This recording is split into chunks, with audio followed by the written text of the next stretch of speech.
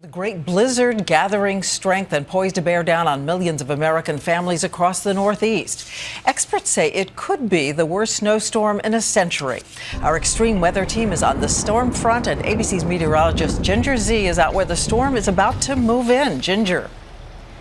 Diane, this may look like a mountain of snow, but it's not. This is 100,000 tons of salt that I'm standing on. I've got some right here in my hand. It is one of so many tools that millions of Americans will use as we prepare for this major winter storm. From New York to Boston, the winter weather arsenals are prepped and ready for blizzard war. And those in charge of the snowy battle are keeping their commands simple. Stay off the streets of our city, basically stay home.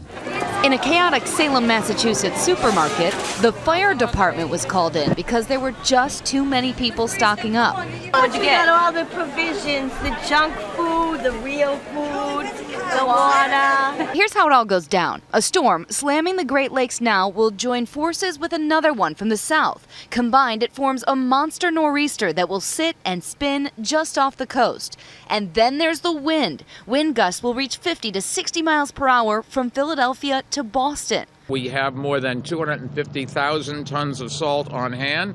Our sanitation workers will work split 12-hour shifts starting at 7 p.m. They'll need it. New York has 6,300 miles of streets to plow. That's like going from New York City to Los Angeles and back. Wind and tons of snow is the last thing they need in New York City, where folks in Staten Island are still using tents after Superstorm Sandy.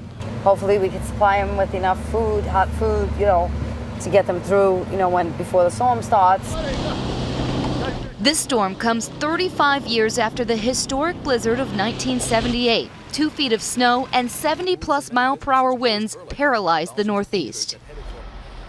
What you're looking at are 50-foot tall cliffs of salt. It's really impressive out here, and they expect another 60,000 tons to be delivered tomorrow morning before the storm.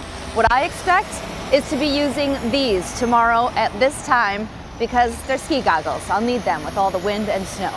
Diane? A blizzard that fierce. Thank you, Ginger. And now ABC's weather editor, Sam Champion, is here. So, Sam, what about the conditions? If you're going to need goggles for this blizzard? Absolutely, because it is blizzard. It's the worst word we can pull out in a winter storm, Diane. It's brutal, blowing, blinding snow, whiteout conditions, and we've got those warnings out for 7 states here. It basically stretches from New York all the way through Boston and well into Portland. If you look at all the states involved, that's about 43 million people in the path of that storm. And with this, we're talking about, well, to get a blizzard, you've got to have 35-mile-an-hour winds and that blowing snow for at least 3 hours. We're going to have winds that are much worse than that. Worse than 35 miles per hour? Yeah, there are hurricane-force wind warnings just offshore from Long Island all the way off the coast of Rhode Island and off the coast of Cape Cod as well. So we're going to have 50, 60, 70-mile-an-hour winds in this storm. It's going to be just terrible conditions. And want to guess about the snow totals at this point? At this point, a lot of it is a big guess, but this is the kind of snow that will shut down cities, so a lot of people are involved in this. So we're looking at right now that 10 to 14-inch snowfall amount,